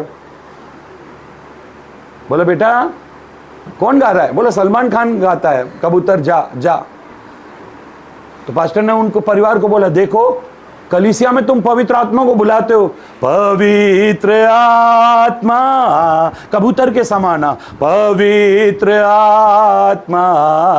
घर में सलमान खान बोलता है कबूतर जा जा जा। घर में पवित्र आत्मा को जा बोलते हैं और कलीसिया में पवित्र आत्मा को आ बोलते हैं। पवित्र आत्मा को समझ में नहीं आता, जाऊं कि ठहरूं, क्या करूं मैं? बोला पवित्र आत्मा आज कंफ्यूज है, क्या करूं मैं, कहां जाऊं? बोला ये चर्च में बोलते आ, और जैसे चर्च से बाहर निकलते हैं बोलते जा।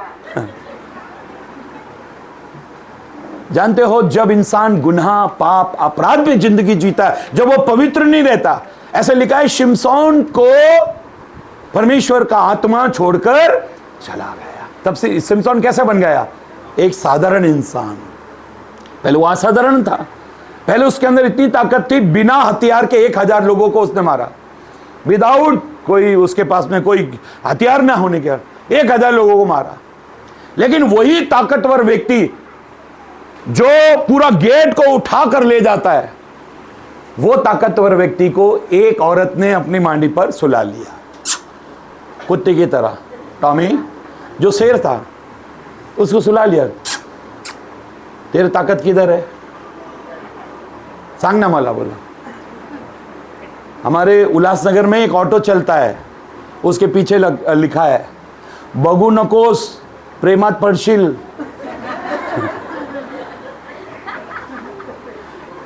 हमारे उल्लासनगर में लिखा, एक ऑटो रिक्शा पे लिखा बगू नकोस प्रेमात पडशील, बोला देखना मत, बोला नहीं तो प्यार हो जाएगा तुझे। शिमशोन को दलीला से प्यार हो गया, और जो उसकी ताकत, जो उसका बल था, वो सब कुछ जीरो हो गया, जीरो।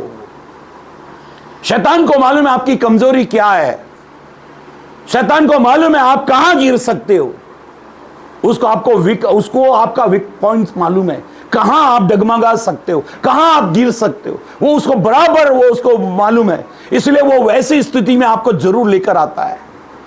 मेरी बहनों, मेरे भाइयों, परमेश्वर के लोगों, अंतिम दिनों की तैयारी, पवित्र बनो, तुम्हारी बुलाहट पवित्र है। बाइबल कहती है परमेश्वर की इच्छा यह है कि तुम पवित्र बनो।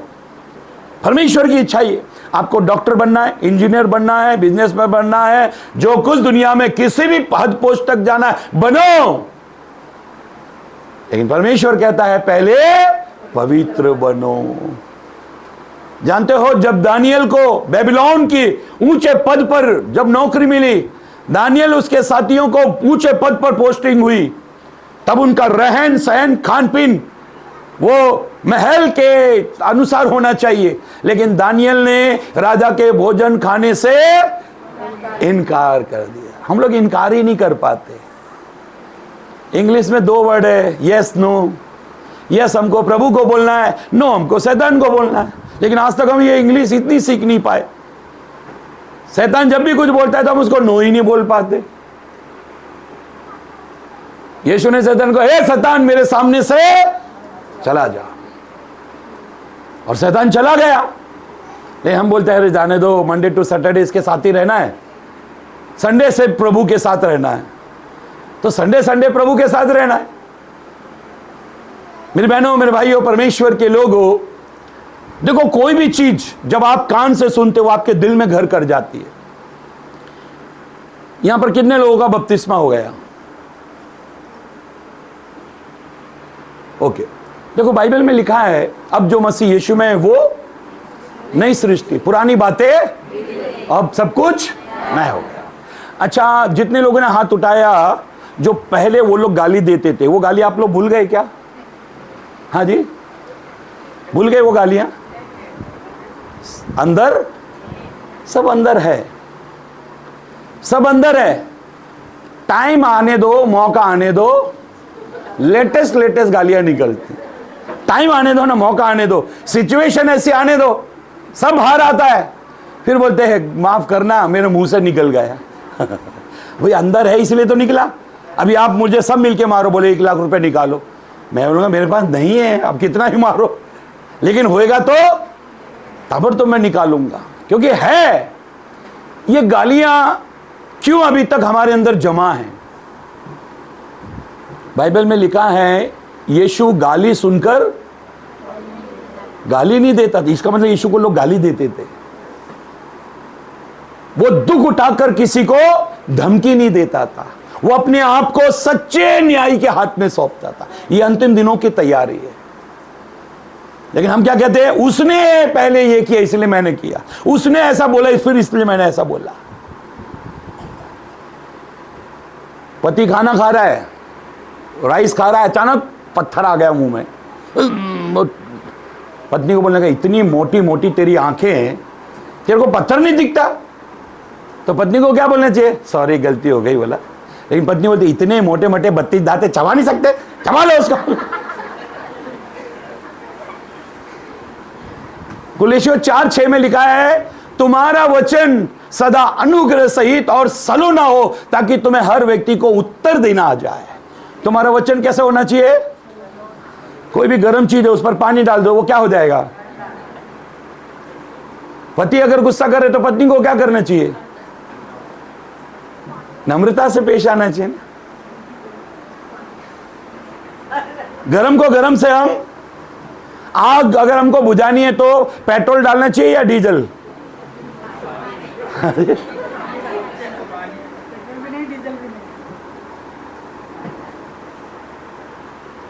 एक पति, एक घर में बहुत हंसने की आवाज आती थी, ऐसी आवाज आती थी। तो पड़ोसी लोगों ने बोला, यार ये घर में, हमारे घरों में आवाज नहीं आती हंसने की, ये घर में बहुत आवाज हमेशा खुश रहते। तो एक दिन संडे था, वो लोगों ने उनको बुलाया, बोला जरा बाहर आओ। बोलो आए, बाहर आओ। बोला एक बात बताओ ब्रदर, आपके घर में बहुत हंसने का आवाज आता है, बहुत आप खुश रहते हो, इसका राज क्या है? क्या राज है, हमको भी बताओ ना, इसका राज क्या है? तो उसने बोला, मेरी पत्नी है ना, मेरे को जूते से मारती है। बोलता, पत्नी जूते से मारती है तो इसमें हंसने की क्या बात है? बोला हंसने की बात है ना, हम दोनों हंसते हैं। बोले दोनों हंसते? क्यों? बोलो जब जूता फेंक के मारती है ना, लग गया तो वो हंसती है, नहीं लगा तो मैं हंसता हूं।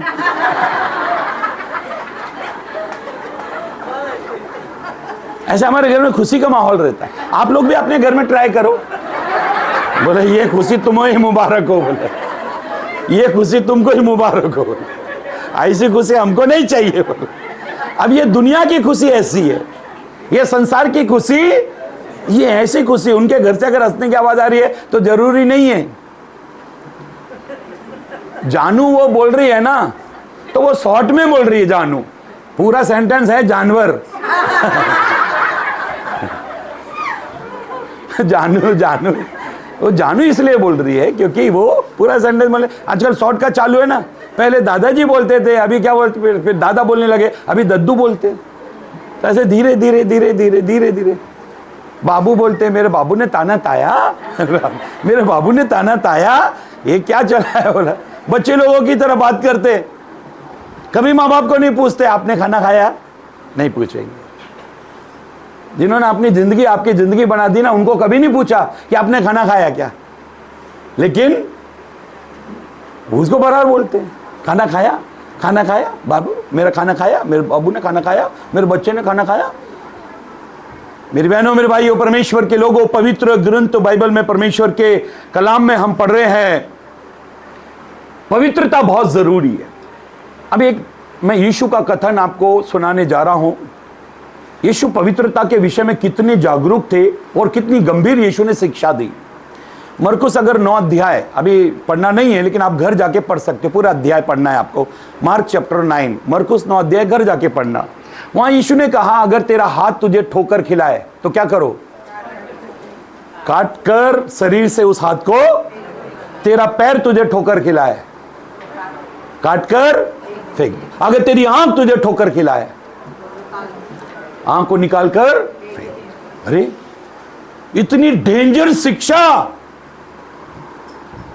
यीशु इतने नम्र थे, यीशु की शिक्षा इतनी खतरनाक कैसे? कोई गुरु अपने चेलों को ऐसे आज्ञा देगा क्या? तेरा पैर काट दे, तेरा हाथ काट दे, तेरी आंख निकाल के फेंक दे। कोई भी गुरु ने आज तक ऐसी शिक्षा नहीं दी। दुनिया में कितने ऐसे गुरु हैं जो एक भी कपड़ा नहीं पहनते, कुछ भी नहीं पहनते, ऐसे भी गुरु हैं, लेकिन उनके चेलों की बड़ी बड़ी कपड़े की मीलें हैं। वो अपने गुरु के जैसे हुए ही नहीं आज तक। लेकिन यीशु कहता है, जैसा मैं हूं वैसे तुम बनो, जैसा मैं पवित्र हूं वैसे तुम बनो। अभी ध्यान से सुनो, यीशु ने कहा कि हाथ तुझे ठोकर खिलाए, पैर तुझे ठोकर खिलाए, आंख तुझे ठोकर खिलाए, तो इसको निकाल, शरीर से निकाल। अगर आप कहते हो ना कि मुझे मेरी हैबिट में आ गया, मैं इसकी लत है, मुझे, मैं इसका एडिक्ट हूं, मैं क्या करूं? बोला यीशु का सीधा, आंख ठोकर खिलाए तो निकाल कर फेंक, पैर हाथ ठोकर खिलाए तो निकाल, काट उसको। इसका मतलब कितनी डेंजर शिक्षा है यीशु की, इसको निकाल। देखो, यीशु को काना पसंद है, यीशु को लूला पसंद है, यीशु को लंगड़ा पसंद है, लेकिन यीशु को पापी पसंद नहीं है। जानते क्यों? क्योंकि पाप के लिए यीशु ने अपने आप को क्रूस पर टंगा दिया। जानते हो, जब उसको मारा ना, यीशु को मारा था, तब पैशन ऑफ क्राइस्ट फिल्म में जिस एक्टर को लिया, इस फिल्म का डायरेक्टर जो मेल गिब्सन है, उसने जिस एक्टर को लिया, उसको बोला कि अभी ऐसा सीन तुम्हारे ऊपर हम लोग दर्शाने वाले हैं कि चाबुक से, हंटर से, और वो कांटे जो तुम्हारे शरीर में लगेंगे उससे ऐसे खींचेंगे, तो वो सीन रियल करना है। साहब मर जाऊंगा मैं। तो बोला आपको है ना, ऑपरेशन थिएटर में इतनी मोटी चमड़ा आपके शरीर पर लगाया जाएगा, प्लास्टिक सर्जरी की जाएगी, इतना मोटा चमड़ा बॉडी पर लगेगा, आपको कुछ नहीं होगा। जब ऑपरेशन थिएटर में उसको लेकर गए, ऑपरेशन थिएटर में उस एक्टर के ऊपर प्लास्टिक सर्जरी से उसका पूरा बॉडी को इतने मोटे चमड़े से, स्किन से उसके बॉडी को ढका गया, और फिर उसके ऊपर वो सीन लागू किया। जब उसको वो चाबुक मार रहे थे, अचानक वो जोर जोर से चिल्लाने लगा। सबको लगा एक्टिंग कर रहा है, लेकिन फिर भी वो जोर जोर से चिल्लाने लगा। चिल्लाए तो उसके पास गया, बोला मेरा हालत खराब है, जल्दी खोलो। जब खोला, देखा तो सच में उसके अंदर से ब्लड आ रहा था बाहर। जब उसको ऑपरेशन थिएटर में गए, वो स्किन उसका बॉडी से निकाला तो अंदर पूरा सब जगह जख्म हो गए थे उसको। वो डॉक्टर ने बोले इतना मोटा स्किन लगाया और फिर भी अंदर कैसे घाव गया, फिर भी अंदर की इतनी तकलीफ, इतना ये कैसे गया। तब जब उसको बताया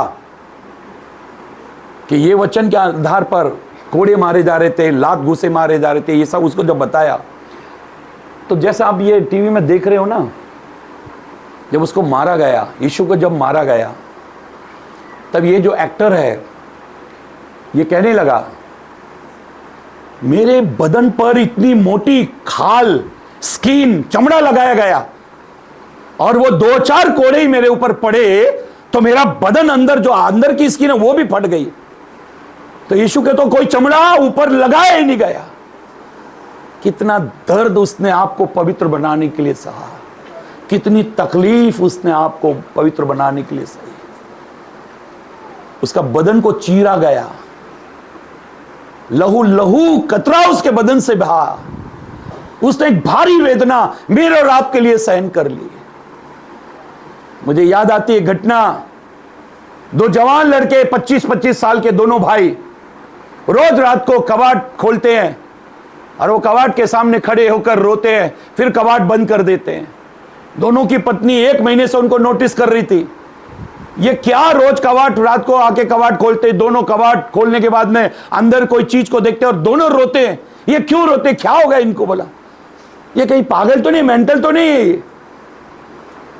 एक दिन इनके काम पर जब ये चले गए थे, तब इन्होंने, वो दोनों की पत्नियों ने कबाड़ को खोला और जैसे कबाड़ को खोला, अंदर देखा तो खून, पूरा ब्लड में सनी हुई एक साड़ी थी, पूरा खून खून खून उस साड़ी के अंदर। ये डर गई दोनों, ये क्या है, ये खून से भरी हुई ये साड़ी, इन्होंने मर्डर किया, क्या किया, ये क्या है ये?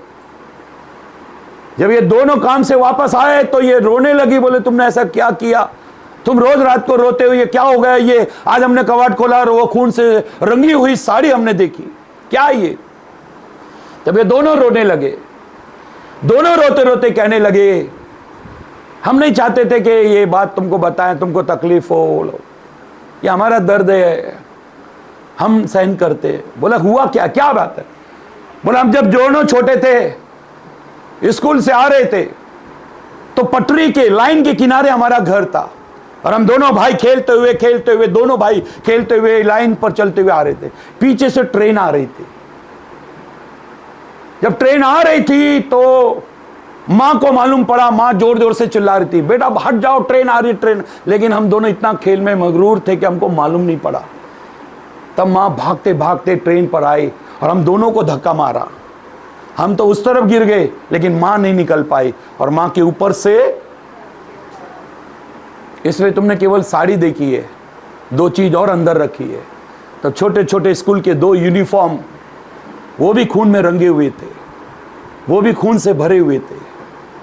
मेरी बहनों, मेरे भाइयों, परमेश्वर के लोगों, जब ये खून से रंगा हुआ कपड़ा, ये खून से रंगा हुआ कपड़ा देखा, तब ये बार बार ये कहते हैं ये साड़ी को रखने का कारण, ये खून से रंगा हुआ कपड़ा रखने का कारण एक ही है कि अगर ये खून हमारे कपड़े पर नहीं आता तो आज हम इस दुनिया में नहीं रहते।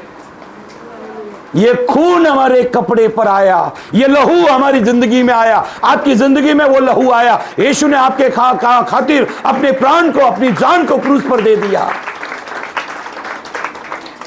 अब वो केवल आपसे एक ही चीज चाहता है, अगर उसने कुर्बानी दी है, अगर उसने आपके लिए बलिदान किया है, तो उसके आगमन के लिए, उसके साथ जाने के लिए बाइबल कहती है दुल्हन को अपनी तैयारी करनी है। स्वर्ग राज्य में दाखिल होने के लिए, प्रवेश करने के लिए अपने आप को तैयारी करनी है। समय समय पर परमेश्वर ने दंड इसलिए दिया, पूरी बाइबल में हर किताब में परमेश्वर ने दंडित किया। जब भी लोगों ने गुनाह किया, पाप किया, परमेश्वर ने दंडित किया। लेकिन नए नियम में आकर वो परमेश्वर जो क्रोध से भरा हुआ परमेश्वर है, वो दया से भर गया। बाइबल कहती है परमेश्वर ने जगत से ऐसा प्रेम किया, वो प्रेम करने लग गया। जबकि वो क्रोध करने वाला परमेश्वर था, उसने प्रेम किया, और उसके प्रेम की भलाई इस रीति से उसने प्रकट की। उसने प्रेम को प्रकट किया, जब हम पापी थे तब उसने आपसे और मुझसे प्यार किया। जब हम गुनहगार थे तब उसने मुझसे और आपसे प्यार किया। कोई जेल में बंद हुए, सजा भोग रहे व्यक्ति से कोई प्यार नहीं करता, क्योंकि सब ये कहते डिक्लेयर हुआ है ये गुनहगार है, इसलिए इसको जेल में रखा है। लेकिन यीशु ने मेरे और आपके लिए अपनी जान क्रूस पर दी। वो मुझसे और आपसे प्यार करता है। मेरी बहनों, मेरे भाइयों, परमेश्वर के लोगों, पवित्र ग्रंथ बाइबल में, परमेश्वर के कलाम में ऐसा लिखा है, जैसा तुम्हारा बुलाने वाला पवित्र है, तुम भी अपने सारे चाल चलन में, कौन से चाल चलन में? सारे चाल चलन में, घमंड से चढ़ी हुई आंख, झूठ बोलने वाली जबान, बुराई सुनने वाले कान, अनर्थ बातों को गढ़ने वाला मन, खून बहाने वाले हाथ और बुराई की ओर दौड़ने वाले पैर। परमेश्वर इनसे घृणा करता है, परमेश्वर इनसे नफरत करता है। अपनी आंखों से वाचा बांधो, अपने होठों पर पैरा बिठाओ, अपनी आंखों से वाचा बांधो, एग्रीमेंट करो, ये मेरी आंखें एक दिन यीशु को देखने वाली हैं, तो मैं किसी कुंवारी की तरफ, किसी इस संसार में इन चीजों की तरफ क्यों नजर उठाऊं? आपके घर में कभी मुन्नी बदनाम नहीं होनी चाहिए। आपको मुन्नी से क्या लेना देना? हमारे घर में कभी ऐसे गीत नहीं बजने चाहिए। हमारे घर में कोई ऐसा वातावरण नहीं होना चाहिए। हमारे पहरावे से, हमारे कपड़े से, एक बात याद रखो, जब भी आप कपड़ा खरीदते हो तो आपको एक बात याद आनी चाहिए, कपड़ा आपको सजा के रूप में मिले, दंड के रूप में मिले, ये पनिशमेंट है। जब आदम हवा ने गुनाह किया तो वो नंगे हो गए। आदम हवा ने जब गुनाह किया तो वो निर्वस्त्र हो गए। तब परमेश्वर ने वो पाप करने के कारण उनके पाप को ढांपा गया। जब कोई पुलिस वाला आपको हथकड़ी पिनाता है तो आप ये नहीं कह सकते भाई ये तो लोखंड की, मैं रईस आदमी हूं, मुझे सोने की पिनाओ। वो कहेगा ये दंड है, आपको अवार्ड नहीं मिल रहा है, ये रिवार्ड नहीं मिल रहा है आपको, ये दंड है। कपड़े जब भी खरीदते हो, कपड़े जब भी शरीर पर डालते हो, एक बात याद रखो कि ये आपको पाप को छुपाने के लिए कपड़े दिए गए। इसमें आप सुंदरता कभी मत देखो, इसमें खूबसूरती कभी मत देखो। आपका कपड़ा 35,000 रुपए मीटर वाला हो या 35 रुपए मीटर वाला हो, केवल बदन को ढांकना सीखो, शरीर को ढांकना सीखो। अपने शरीर को परमेश्वर का मंदिर बनाओ। तुम्हारा चाल चलन वो आगमन में कैसा होना चाहिए, तुम्हारा जीवन कैसा होना चाहिए। एक भी पाप अगर जीवन में रहा तो आप छूट जाओगे। फर्स्ट रैप्चर, पहला जब वो इंसान लोप होंगे, जब अचानक पृथ्वी से इंसान लोप होंगे, गायब होंगे, मसीह लोग जो पवित्र लोग हैं जब वो लोप होंगे तो वो कौन लोग हैं जो लोप हो जाएंगे? जो पवित्रता से शोभायमान होकर अपने परमेश्वर को दंडवत करते थे, जो पवित्रता से शोभायमान होकर अपने शरीर को दंडवत करते थे, वो लोग स्वर्ग राज्य में प्रभु के साथ में जाने वाले। एक बात याद रखो, स्वर्ग में एक भी पाप नहीं जा सकता। अगर एक एक पापी को, जो केवल एक पाप करता है, उसको अगर छोड़ दिया गया, मुझे बताओ, अगर नाव में अगर 10 छेद है और आपने 9, तो कितने छेद बंद करने हैं? 10 के 10। जितने भी लोग यहाँ पर बैठे हैं, आपके जीवन में अगर आपको ऐसा लगता है कि मैं इस जगह पर गलत हूँ, मैं इस जगह पर गलत हूँ, मैं यहाँ पर गलत हूँ, बाइबल में क्यों ऐसा लिखा है कि जब तू प्रार्थना करे तो कोठरी में जा, द्वार बंद कर? क्यों ऐसा लिखा है? दरवाजा बंद करने की क्या जरूरत है? प्रार्थना करते समय द्वार बंद करने की क्या जरूरत है?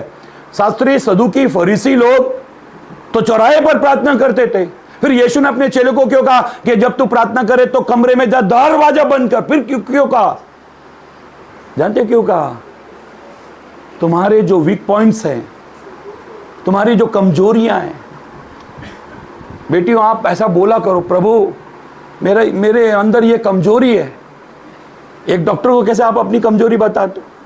शर्माते हो क्या कि मुझे ये तकलीफ? नहीं, नो, आप डॉक्टर को तुरंत बताओ ताकि इलाज हो। जवानों, तुम कभी भी, तुमसे जो जो गलतियां होती वो परमेश्वर के सामने रखो।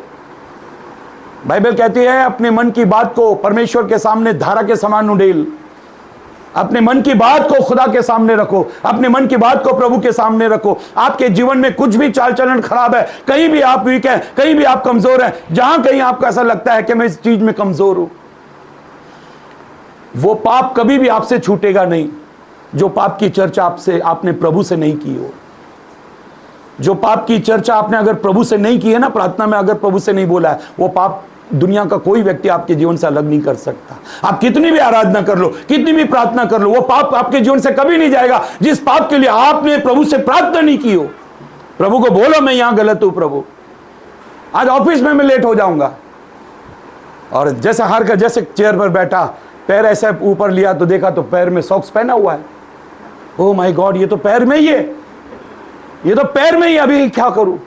तो इसको पत्नी को क्या बोलना चाहिए? सॉरी, मैंने अनजाने में सॉक्स पहन लिए, मुझे मालूम नहीं था, सॉरी बोलना चाहिए, लेकिन नहीं बोला। सीधा सामान वामान उठाया, बैग उठाया और चला गया। टैक्सी में जब जा रहा था, ऑफिस पहुंचा तो इसको लगा कि मैंने गलती की है। बोलता आज लगता दोपहर का लंच नहीं भेजेगी, गुस्से में होगी। इतने में नौकर आया, लंच का बॉक्स देके गया। उसको वो लगा कुछ भी रात का खाना वाना भर के भेज दिया होगा। खोला तो सब इसकी मनपसंद का खाना।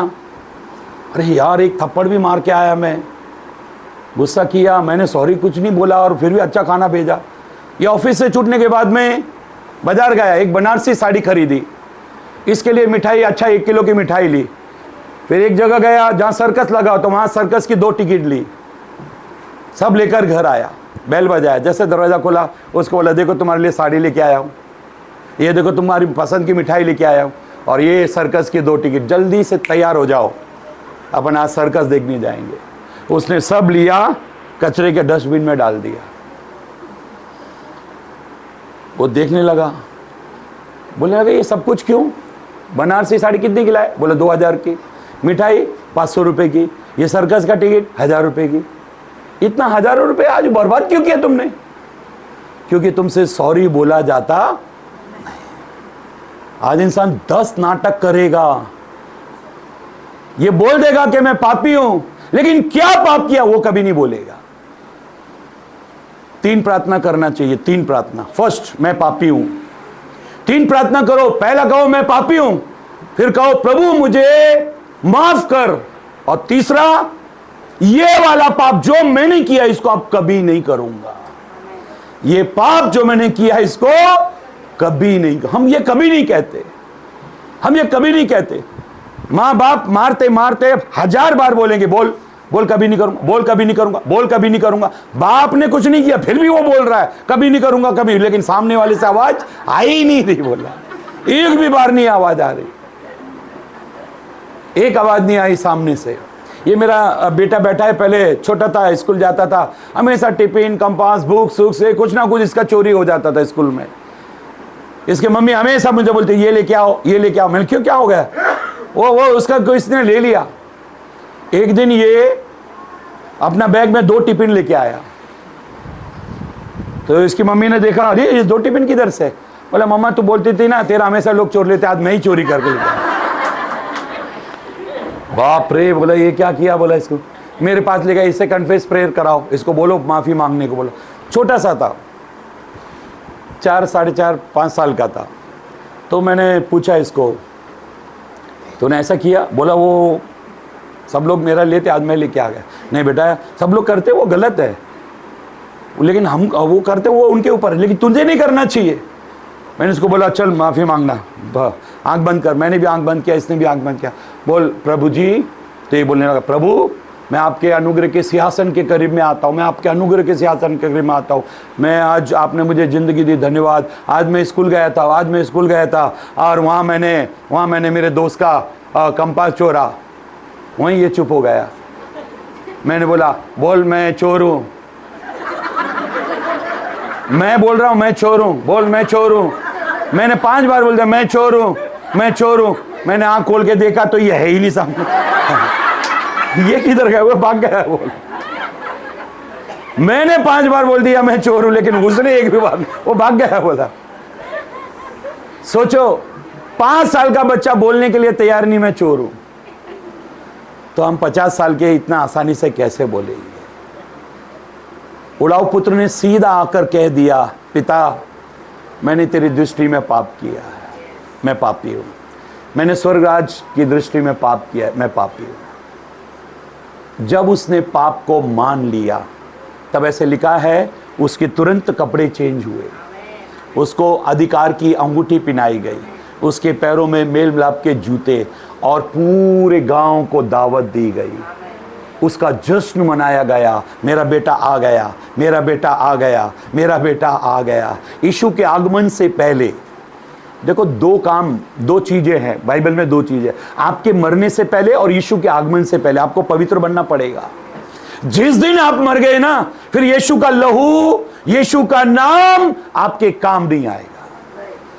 कुछ भी कर लो, ये आपके काम नहीं आने वाला। यीशु कितना सामर्थी था, कोई काम नहीं आएगा। यीशु आपके मरने से पहले और यीशु के आगमन से पहले आपको पवित्र बनना है।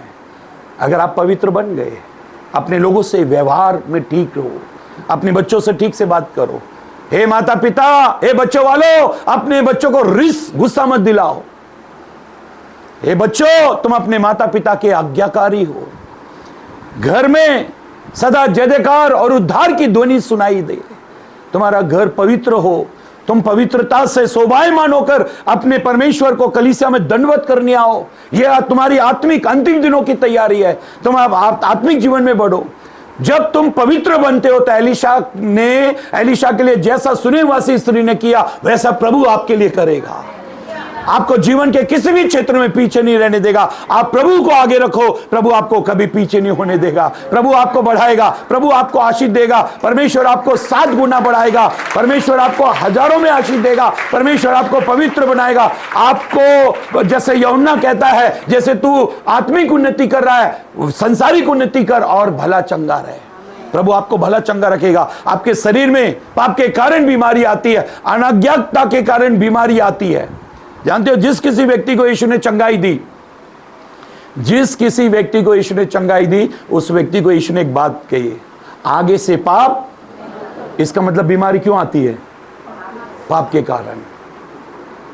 जब इंसान पाप करता है तो बीमारी शरीर में आती है। इसलिए हमेशा एक दुआ करो, प्रभु मैं आज्ञा में चलूंगा, अब तक के किए गए सारे गुनाह पापों को मैं मान लेता हूं। प्रभु मैं तेरे पीछे सच्चाई से चलूंगा, मैं तेरे पीछे सच्चाई से चलूंगा। जानते हो, जब यहोशू ने, जब वो ऐ नगर से हार गए, यहोशू ने खूब प्रार्थना की। प्रभु ने प्रार्थना करने से मना किया, प्रार्थना नहीं करो। आकान ने पाप किया है, अपने पाप को मानो। यहोशू लोटा हुआ है, जमीन पर लेटा हुआ है, प्रभु कह रहे प्रार्थना नहीं, पाप मानो। आकान ने पाप किया है, उसके कारण यह दंड आया है। तुम पाप को मानो, तुम पाप को मानो। बाइबल कहती है जब शिमशोन ने दलीला के पीछे पड़ गया, तब खुदा ने उसको छोड़ दिया, खुदा ने उसको छोड़ दिया। अगर आप रोमी की पत्री पढ़ें तो उसमें 3 बार लिखा है, तब परमेश्वर ने उनको उनके हाल पर छोड़ दिया। जानते हो बाइबल में सबसे बड़ा दंड क्या है? सबसे बड़ी सजा क्या है? जब परमेश्वर, जब आपका डांटने वाला, जब आपका प्यार करने वाला आपको डांटना छोड़ दे, समझो उसने हमको छोड़ दिया। कई बहुएं कहती है अभी मेरी सास मेरे को कुछ नहीं बोलती, इसका मतलब है उसने आपको आपके हाल पर छोड़ दिया। कई बच्चे बोलते अभी हमारे माँ बाप हमको कुछ नहीं बोलते, इसका मतलब उन्होंने आपको आपके हाल पर छोड़ दिया। और सबसे बड़ा दंड क्या है? दंड ना देना, ये सबसे बड़ा दंड है। अगर आपके माँ बाप आपको मारते हैं, इसका मतलब है वो आपको प्यार